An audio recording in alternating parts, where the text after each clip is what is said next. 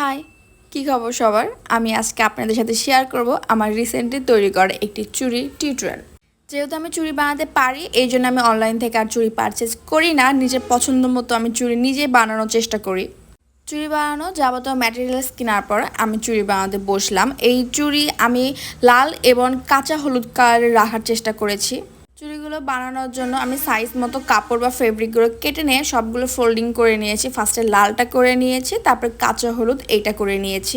চুড়ির base complete করার পরে আমি এখন চলে যাব আমার মেইন যে কাজ, চুড়ির ডেকোরেশন করা। এটার জন্য আমি একটা ফিতা ইউজ করেছি। এটা মেবি 10 থেকে 15 টাকা গজ ছিল।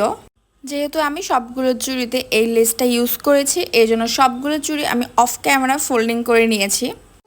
এরপর আমি আমার চুড়িগুলোতে কুন্দনের কাজ করেছি। যেহেতু আমি চুড়ি পরতে পছন্দ করি, তো আমি মাঝে মাঝে আমার চুড়ি মেকিংয়ের টিউটোরিয়াল আপনাদের সাথে শেয়ার করব। এই ছিল আজকে ভিডিও। টাটা।